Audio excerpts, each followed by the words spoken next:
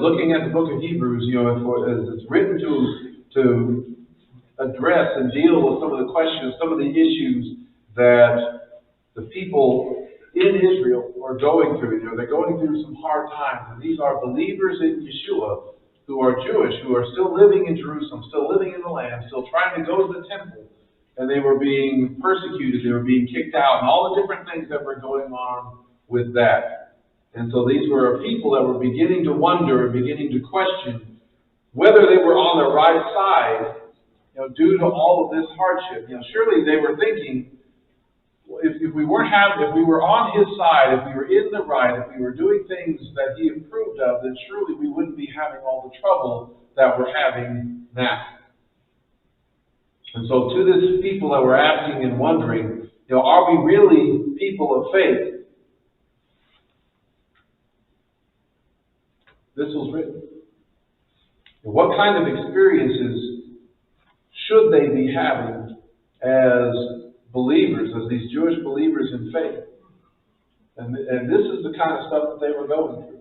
We looked at this more last week. This is running through some of these things quickly. It says, but remember the former days when after you were enlightened, you endured a great struggle with sufferings.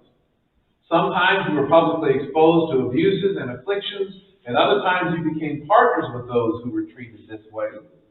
For you suffered along with the prisoners and joyfully accepted the plundering of your possessions. And so when they were coming to chapter 11 and such, and they were reading about the greats of the faith, be questioning and wondering, how can we be counted among these people of faith with experiences like these?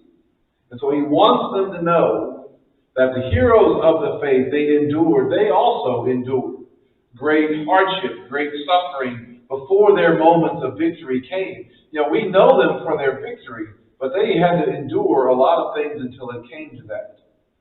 So the great moves of God often come during times of great conflict and struggle, and they often come in times of great cost. And so days of fulfillment, again, are often times of great trial and hardship. But if they were beginning to wonder, and in case anybody else is beginning to wonder about their own experiences, even with all the hardships, those people in chapter 11 were all approved of God. All of these were approved for their faith.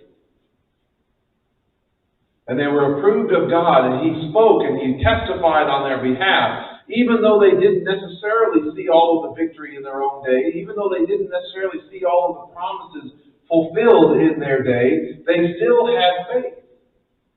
And they trusted, even if their life came to an end. It says all of these died in faith without receiving the things promised. But they saw them, as John chapter 8 was just talking about there, where Abraham looked forward to seeing Yeshua's day.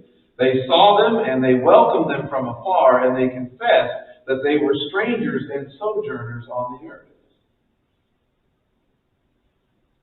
And that's an important thing for us to keep in mind in all of these kind of moments. They held on to this truth. They were able to keep a certain truth in their minds and in their hearts that helped them through the times that they were going through. They held on to what chapter 10, verse 34 says, you have for yourselves a better and a lasting possession. And so because of that, do not lose your boldness. Your boldness for his cause, your boldness for his kingdom, your boldness, which is oftentimes what may be even causing you the trouble in the first place. You're being bold about your faith in Yeshua, your belief and trust in him, and that's causing your problems. And you might be tempted to just keep it quiet and shut up a little bit, and maybe your problems will go away. And he said, no, you need to get a little louder. You need to hold on to that boldness because you are living for, you believe and trust in this better and lasting possession. So keeping hold of that truth actually helps us with our boldness of faith. And so if we are approved, if we are counted as faithful, with a standard that is not measured by what the world does, by the observations that the world gives. If we're struggling and enduring all of these things, you start to ask those kind of questions. What in the world is going on? Why are we going through all of these kind of hardships? What is God hoping to accomplish with all of these things? What good is the hardship, the suffering, and even the discipline? So first, we need to be reminded of just what can be accomplished. What can be accomplished through suffering? And we tend to think of our own, well, what can I accomplish in that? And really, we need to look bigger than that. Because with the start of chapter 12, he points our attention on Yeshua himself and what he was able to accomplish. So verse 2 says, focusing on Yeshua, the initiator and perfecter of faith, the one who brings it all to completion and maturity. He says, for the joy set before him, he endured the cross, disregarding its shame, and he has taken his seat at the right hand of the throne of God. So his suffering and his trial and his difficulty, the cross, did not hinder any of that outcome. He says, consider him who endured such hostility by sinners against himself, so that you may not grow weary in your souls and lose heart. You think about it, who had the right to judge who? Who was really the one with the greater authority? Yeshua was the one who could have turned the tables and judged all of them. But he, in fact, submitted and came under their false judgment. And he says, consider him, look to what he accomplished. And you think about, what did he accomplish? Through his suffering. He accomplished our salvation because he endured the cross. He was made perfect through suffering unjustly. He was approved of God even though he was killed. And that proof of his acceptance by God was his rising from the dead. So what happened to him accomplished great things. You look at Isaiah chapter 53. It says, surely he has borne our griefs, he's carried our pain.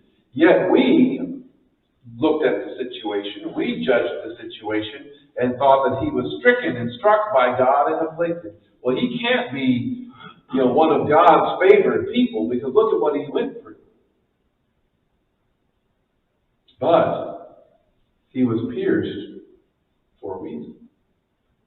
It accomplished something in God's plan and his design. He was pierced because of our transgressions. He was crushed because of our iniquities. And the chastisement for our peace, our shalom, was upon him. And it's by his stripes that we are healed. Now, we all, like sheep, have gone astray. Well, there it is. We'll have to keep up with that here. We all, like sheep, have gone astray. Each of us has turned to his own way. And so Adonai has laid on him the iniquity of us all. So in our situations, or the situations of the believers in the day, it's not like this is the first time this kind of situation has been going on, where the people who are being faithful to God are the ones who are suffering. Yeshua he's called Messiah ben Joseph. Ben Joseph was truly living in that kind of legacy, in the same kind of legacy of Joseph, the suffering servant. Because Joseph also suffered. He demonstrated what a life of suffering can accomplish. Joseph, he is the one that he was enduring being sold into slavery by his brothers. He's there in chapter 11. He was wrongfully accused. He was put in prison. All because he was trying to tell people what God had shown him. He was trying to live by the standards that God wanted him to live by. And this was the thanks he got. But even then, he was still able to see God's purpose even more than his own suffering. And he even wanted his brothers to see and know and understand that reality. And I'm going to read a passage out of Genesis here, but don't read, look at this passage from Genesis 45. You don't want to look at that and think that Joseph, that he is minimizing his pain. He's not. He's not minimizing his suffering. He's not pretending that this was hard. He wasn't thinking or pretending that it didn't hurt or that it was no big deal. He's not trying to act like, boy, I'm glad that this happened to me. He's not trying to say any of that. But he's keeping it, he's been able to come to an understanding of what it means. Because our struggle must be kept in its proper place and perspective in the larger plan of what God is doing. Because sometimes what's happening to us, what's happening to you, may not even be about you. It may be about benefiting or helping somebody else. See, this is how Joseph, how he thought about it. He says, so now, you, my brothers, don't be grieved and don't be angry in your own eyes that you sold me here, since it was for preserving life that God sent me here before you. It was for preserving life. Again, that doesn't mean that he enjoyed it. It doesn't mean he was necessarily even thankful. But God sent him there ahead for that purpose. Verse 7, God sent me ahead of you to ensure that a remnant in the land and to keep you alive for a great escape. Joseph had a great understanding of things. And when you think about, since Yeshua is in that same line, he's Messiah ben Joseph, was it for preserving life that God sent his one and only Son? Yes. Genesis chapter 50 puts it like this. He says, yes, you yourselves planned evil against me. So what your intention or what you were hoping to do or what you were hoping to accomplish, what the world is hoping to accomplish and the things that they do may be evil. But God planned it for good in order to bring about what is this day to preserve the lives of many people. So both Yeshua and Joseph are supposed to teach that kind of lesson, that the Father has some purpose that he wants to accomplish even in our difficulties, even in our hardships, and that these difficulties in our life that come because of our convictions, that because of the way that we choose to live, they are not necessarily signs of God's disapproval, but that he wants to accomplish even more in us and through us. And that's what the author of Hebrews says in chapter 12, verse 7. He says, he encourages us to endure suffering as discipline. And we'll look at a couple of different translations here, because they talk about it either sufferings or endure hardship as discipline. Then when you look at the complete Jewish Bible, it says, regard your endurance as discipline. But when you look at the TLV, it puts it like this, and this is actually the more literal type of translation of it. It says, it is for discipline that you endure. That's actually more the correct order in which the words appear in the Greek. And in this case, I believe it matters. Because the first word, or the first word is actually these three. One word in Greek. It may not seem like a big deal. It's a preposition. But it does provide some meaning. It's this word ice, which it is for. It means to or into. Or it is some kind of movement toward. It's indicating the point reached or entered. It could be a place. It could be a time. It could be a purpose. It could be a state of being. And so, where is the preposition indicating that we're supposed to be going? You remember the translation? It says, it is for discipline. Right? Discipline. This is a noun. It's the thing or the idea. It's the discipline is the idea. It says from this Greek word, the verb, which means to train up a child.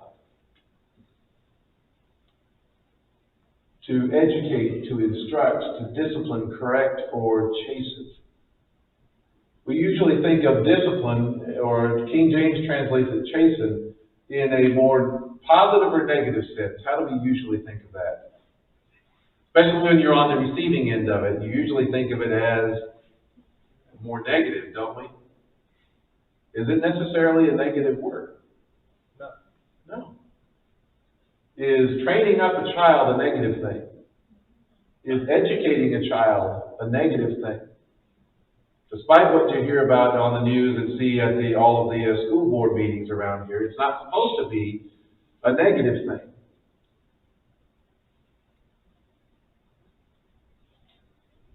So this is what that word is supposed to be. It's about training, education, instruction. It's also used in courtrooms, when they talk about putting out a sentence. So it has that kind of corrective prospect to it. And so with that preposition, it means to enter into a state of discipline, a state of being trained, a state of having been instructed. So the goal, essentially, is the discipline. Being trained is the goal. Being trained in discipline is the finish line. It's the education, that comes of mind, of body, of morals and commands that we so often start children with. So what do you think they're being instructed in? What's the most important thing that we can be instructed in? Isn't it really in who God is, in His Word? Torah means what? It means instruction. Right? See, this word, discipline, paedia, would take the mind of a Jewish person who's familiar with the Scriptures, who's particularly more likely familiar with the Septuagint, back primarily to the Torah, but also to Proverbs. When you look in the Torah, it says this in Deuteronomy chapter 8, and the word is used here in the Septuagint. It says, now you know in your heart that as a man disciplines his son, so Adonai your God disciplines you. Does that show up in Hebrews chapter 12? Sure it does. Sure it does. He says, so you are to keep the mitzvot of Adonai your God, to walk in His ways and to fear Him. So, when God, as a man is disciplining his son, He's actually disciplining him in the ways of God. That's how the best way that we discipline ourselves or our children is in the ways of God, to fear Adonai our God, to walk in His ways, in His commandments. So then you get to the book of Proverbs. Proverbs chapter 1, verse 7 says, the fear of Adonai is the beginning of knowledge, but fools despise wisdom and discipline. So it starts with that proper understanding of God and who He is. That's where our education should start. That's what our knowledge should start with, who He is. And only a fool will reject knowing Him and that kind of discipline. He says, hear, my son, your father's instruction, and forsake not your mother's teaching. For they are a garland of grace for your head and a chain to adorn your neck. Which is really interesting. This garland of grace and a chain, those are not bad things. Those are symbols of honor. That you have received a prize, so to speak. They are oftentimes, the garland and the necklace are the kind of award that will be given to those who win a race or who win a marathon. And interestingly enough, when you look at this one, with your father's instruction, you would think that that word is Torah. It's not. This word is actually Torah, your mother's Torah or instruction. But that one there is the word Musar. And it means largely what you would expect. It's reproof or warning, instruction. It's teaching them restraint. Do children need to be taught how to restrain themselves? So many times, so many parents or whatever, well, we just let our kids kind of go and do their own little thing and just whatever they feel like doing, we just let them do. Man, that can be a recipe for disaster. How many of y'all know that? How many of y'all were that? Yeah, okay. I see some people hiding and kind of pretending. Maybe it wasn't me. But it's chastisement, correction, rebuke sometimes that's required. So that's what these things mean. And when you look at that Proverbs passage, the fear of the Lord is the beginning of knowledge. Fools despise wisdom and discipline. That's the Musar right there. And that's this one here. Hear, my son, your father's Musar. So the father's teaching and rebuke and instruction should coincide with this up here, with God's. That's what the father should provide. These are the kind of elements that of a parent-child relationship that is supposed to be received by the child.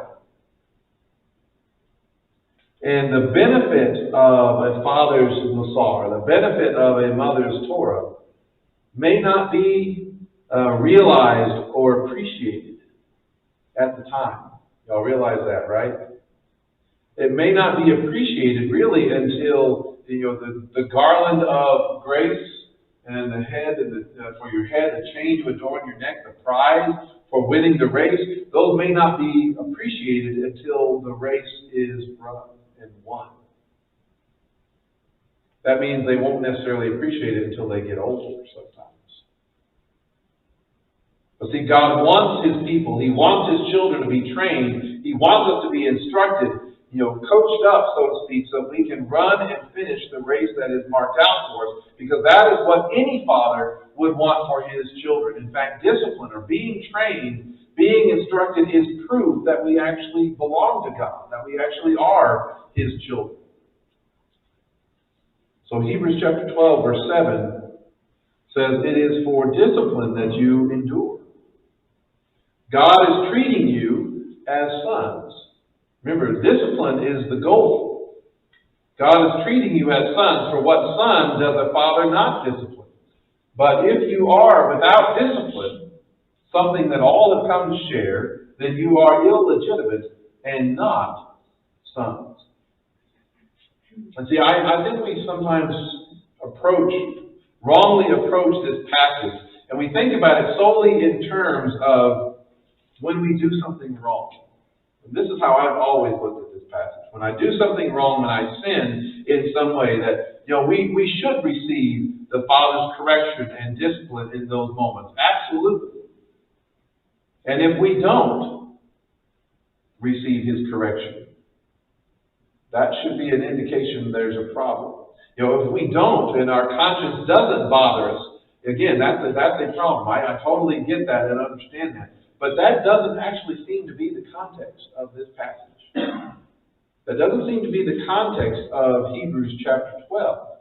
Because this passage, has this passage been talking about sin at all? No. It's been talking about suffering and hardship in terms of persecution. Right? This passage is not talking about sin. Because if it was talking about sin, it would bring, Peter's passages to mind on suffering. In chapter 3, 1 Peter chapter 3 and 4, he says this. He says, for it is better to suffer for doing good if it's God's will than for doing evil. You can suffer for doing evil. Right? The questions come is when we're doing good and we suffer. That's where the struggle really happens. Because it makes total sense. If I do wrong and I have consequences for it, yeah, okay, I get that. That makes sense. It's this part that doesn't make sense.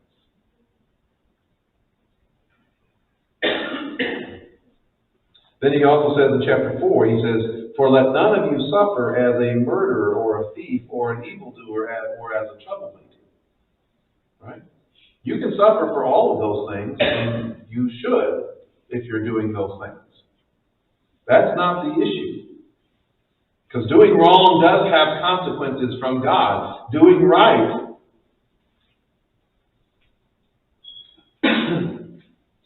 that's the hard part. This passage is not talking about the context of doing wrong and being disciplined by God, but by doing right and feeling His discipline, or doing right and going through suffering.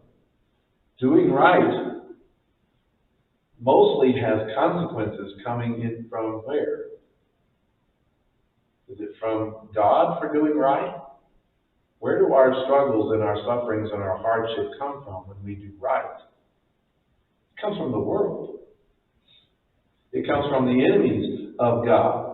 Doing right has consequences from this world that God allows, that He permits, that those things happen, because God can actually use those things to bring about even more right,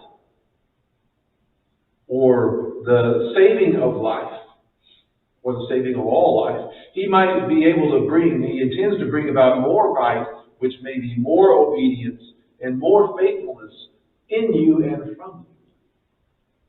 See, when you do right and you are suffering and persecuted and things like that, it's not intended to make you quit. It's to make you even be more interested in serving Him. It's to bring you to that state of being trained. That's what the hardships are for, to bring you to a state of being trained. Trained in His Torah, trained in His instructions, trained in His righteousness. His training and His instruction, His obedience to His Torah, is going to bring about persecution and suffering from the world because it hates God and His ways. If it hated Him who knew no sin, it's going to hate those who want to follow behind Him as well. Peter has more to say about this kind of suffering. 1 Peter chapter 3, verse 17, he says, "Who is going to harm you if you are eager to do good?" Well, it's the world. The world will be eager to harm you. You should know that. You should understand that. He says, "But even if you should suffer for what is right," what is he saying? You are blessed. You are blessed. Do not be afraid or worried about their threats. A lot of believers around the world are feeling threats because they are holding to their faith and their testimony in Yeshua. You're suffering because you're actually holding fast to your belief and your faith in Messiah. That's not something to be embarrassed about. That's not something to be ashamed of. Peter, through the Holy Spirit, is saying we're blessed. He doesn't say go looking for suffering. He doesn't say or promise that, hey, a believer will be automatically delivered. He doesn't ever say that nothing bad will ever happen. He doesn't say consider it fun. But He reminds them of whose approval matters. He says you are blessed. And He goes on to say, instead, set apart or sanctify Messiah as Lord in your heart, and always be ready to give an answer to anyone who asks you for a reason for the hope that is in you. Y'all have heard me talk about this passage before, because it's always been one of my life verses, one of my favorite verses. I thought this was just about, hey, apologetics. People ask questions about faith in Christ and faith in Messiah, and it should be able to give them an answer about things. And it's a lot bigger than that. The giving of an answer, because a lot of times it depends on who's asking the question. In this case, what he's talking about here The person asking the question is someone who holds your life in their hands. And how you answer that question determines whether you live or you die. And when it says, always be ready to give an answer, that means you might be talking to the authorities who say, well, we'll let you live if you deny Yeshua. The way you are prepared and ready to give an answer is if you're prepared and ready for that consequence. Are you prepared and ready for the consequence of the answer that you give? Be ready to stand for your faith. Be ready to testify about Messiah and not be so worried about their threats, about what they're saying they're going to do, or what you're going to say. Not that they can't threaten you, not that they can't follow through with their threats, not that they can't follow through with hurting you. But again, that's not the issue. The issue is being ready for those consequences. Be prepared to give an answer to anyone and those consequences. Then he also keeps going and says, if you're going to give an answer, don't be a jerk about it. As he says, yet with humility and reverence. Hey, you can be respectful with how you answer. You can tell the authorities no in a way that's disrespectful. You can tell the authorities no in a way that is respectful. Are they going to respond the same sometimes, regardless of which one because just telling them no is going to be bad enough. But you do it with humility. You do it with reverence. Keeping a clear conscience so that whatever you are accused of, those who abuse you for your good conduct in Messiah may be put to shame. Again, for it is better to suffer for doing good, if it is God's will, than for doing evil. You're not going to get as much sympathy if you are caught, going 120 miles an hour in a 30 mile per hour zone. That's not the kind of situation that this is talking about. This is about doing what is right and still getting in trouble for it. Because good things can still be accomplished through these kinds of hard times. Your good conscience with God is not to be determined by your circumstances that you're going through. Again, Yeshua himself suffered in these things. And that kind of suffering in us is supposed to produce a greater commitment and a greater faithfulness to God and his ways, and not our sinful desires. To help get rid of those things. He says, since Messiah suffered in the flesh, arm yourselves also with the same attitude. For the one who has suffered in the flesh is finished with sin. The sin is no longer as big of a priority or a deal for you. It's not as attractive for you. It says, as a result, he lives the rest of his time in the flesh, no longer for the human desires, but for God's will. Is that a good outcome of hardship and suffering and struggle? That we're no longer living for the human desires, but we're living for God? Yeah, that's a good outcome. And he's willing to let us go through things if that's the outcome that we're going to come to. So none of this should be surprising that we should be going through these kind of hardships. Nothing should be surprising that there are people out there who want to harm us for doing good. And none of this should cause us to question God's approval. He says, loved ones, do not be surprised at the fiery ordeal that is taking place among you to test you, as though something strange were happening to you. It's more out of the ordinary for believers in God to have and experience such a time of peace. What have we been in the United States for most of our history as believers? Has it been relatively peaceful and easy to be a believer in America? Yes. Is that normal? Is that the normal experience of believers around the world? No, it's not. We have been the exception rather than the rule. And we may be going back to the time where we are more like the rule than the exception. That may be coming in our future. We need to know that. We need to understand that. We need to not be surprised by that.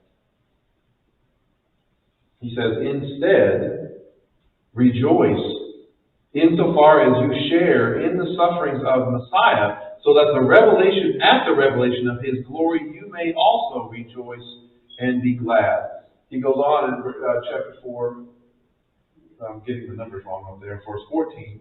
If you are insulted for the name of Messiah, you are fortunate.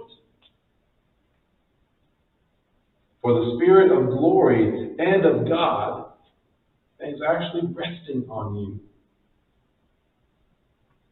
His hand is with you. You are blessed in that. So we reach the state of being disciplined and trained. We reach the state of where we are less and less motivated by or interested in our sin. When we are given a strong enough faith to finish the race that we have. And it's through endurance. It's through going through all of these hardships. It's enduring through all of these difficulties. You remember this verse? You remember it is for discipline that you endure. Discipline being the goal. To be a disciplined and trained child of God comes through that endurance. Comes through actually going through the hard times. That word endurance is hupomeno. And the preposition of the compound word is hupo being under, by, with, or through. Ameno is to stay, to abide, continue, dwell, endure, or stand. So when you put those two together, it means to remain or tarry behind, to not recede or flee, to not run away and hide in these difficult and hard times, is to endure or bear bravely, even calmly. And so it's talking about persevering under misfortunes and trials. This is a word that appears 3 times in chapter 12. You already saw it in chapter 10, verse 32. And it appears commonly in verses about the coming of the Lord. You see it in Matthew chapter 24, verse 12, where he says, because lawlessness will multiply, the love of many will grow cold. We see that happening, right? But he says, but the one who endures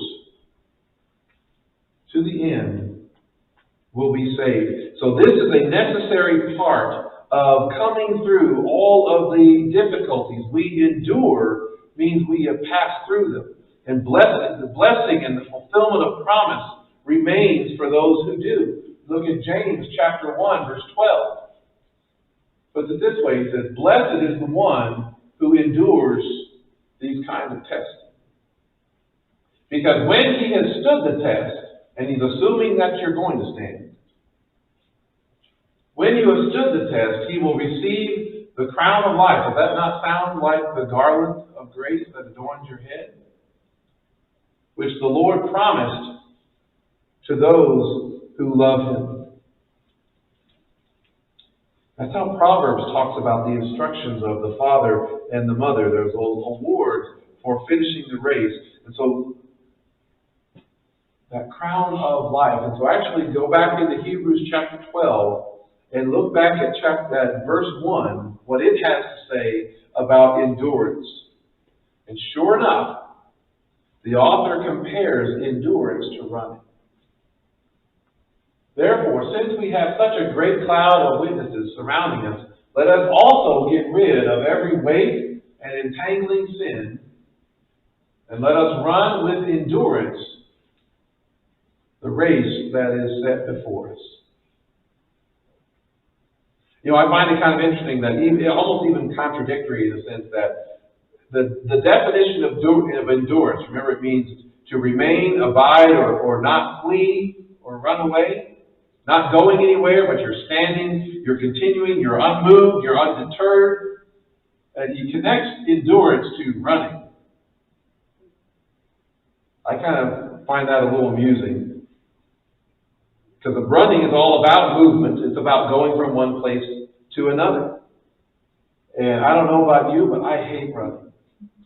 I despise running. Running is like one of the worst things that you can have me do. You know, I don't like running for running's sake. I can go in bursts. You know, that's why when I was a kid, I didn't mind playing football because it was a rush for a few seconds and then you kind of stop. You're like, okay, I can do that. But this fast activity and rest, you know, but if running is a measure of one's level of endurance, then my level of endurance might not make it to the car. That's how much I love running. You know, so I'm in trouble. And I actually went back and found an old picture of me trying to run a marathon once. And believe me, I was a mess. I mean, I was crying. I had, you know, the slobber coming out of the mouth, all that kind of stuff. See? that was me. That's what I looked like trying to run. That was the last time I tried to run a marathon, by the way. But how do you gain or acquire endurance? And it's through lots of experience and training, through an extended time of facing it, of building up muscles, of adjusting even the mind. You know, endurance then is the measure of continuing in this activity for a long time without giving up, without quitting, or dropping from exhaustion. You know, marathon runners, they have to train their mind as much as they do their body. Because there's a time when their body is going to stop and want to quit. And you know, the same person who will listen to their body when it says it's tired, or I should say a sane person, will listen to their body when it says it's tired and it wants to stop. But the marathon runner has to push his or her mind through that physical wall and keep running. Even when it hurts, you know, it hurts to get to that state of running a marathon. Just like it hurts, you know, if you're learning how to play guitar for the first time. How do your fingers feel when you're first learning? You hate it. But you have to push through that. It hurts your body when you start exercising or you start chopping wood or you start doing any kind of physical activity and you're not used to it. It hurts. So the endurance of these things can accomplish great things and you have to push through them all. The endurance of the Spirit is also painful.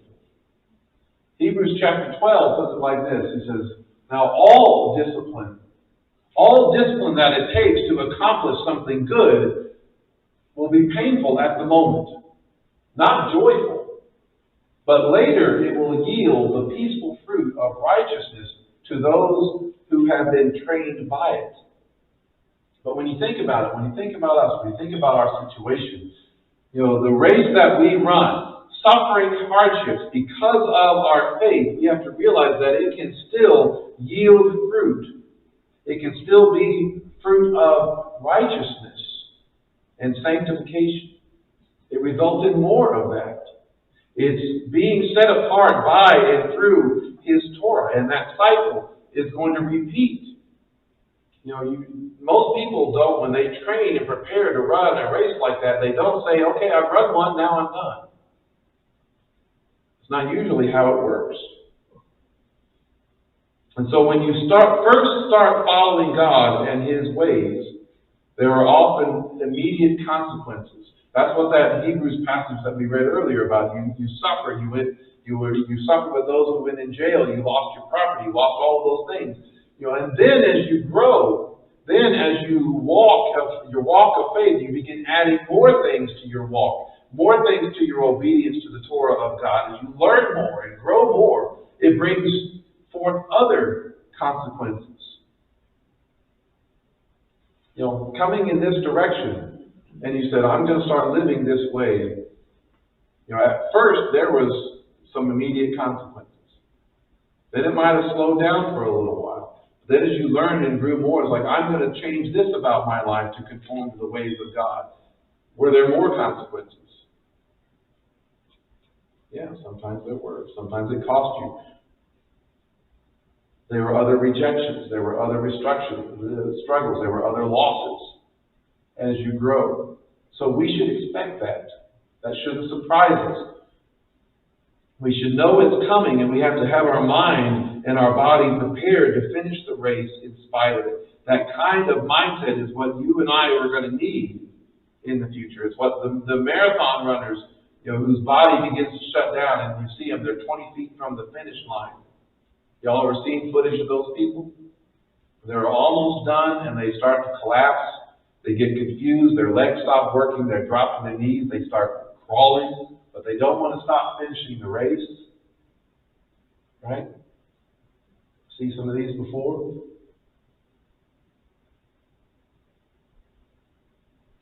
What do y'all notice about these pictures, though?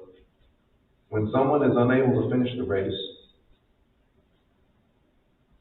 that others will come alongside them and help them. Even though they may be in competition with each other. Others come alongside and help them. They'll guide them. They'll encourage them. Sometimes even carry them across the finish line. People who don't even know each other will do that for one another. And so how much more should we be willing to come alongside our fellow believers in Messiah who know and love each other? Or maybe all that we know is that they're another believer. Should we be willing to come alongside them in their times of struggle and hardship and difficulty? And we talked about a couple of weeks ago when we talked about not neglecting the assembly, not neglecting the synagogue, coming together in that sense. That's what this is talking about. It's all about being in a place where in your time of need, someone will be able to come along and help you to endure and finish the race. Or, on the flip side, it may be all about being in the place where you may be in a time of strength and you're able to help someone endure. They're going to be there to help you. You're going to be there to help them. This is the kind of people that we're going to need to be for each other in those days ahead. As the enemy is getting more and more furious because he knows that his days and his time are ending, the world accelerates toward that ending and that falling in line with everything that the enemy wants to do. We should not be surprised that we're going to have some hard times, and we should not be surprised that there are going to be consequences for giving an answer that says, I am holding on to my faith in Messiah. But these things that we're experiencing even now are training, they're preparing us, they're giving us endurance for even the harder things that are coming in the future, giving us endurance that we're going to need, and the training that we're going to need to finish the race that God has for us. And so we will receive greater and greater instruction and greater endurance from the Father through these experiences, and we'll be better equipped in those moments when they come. We'll be prepared and ready to give an answer to anyone who asks us, who holds our lives in their hands.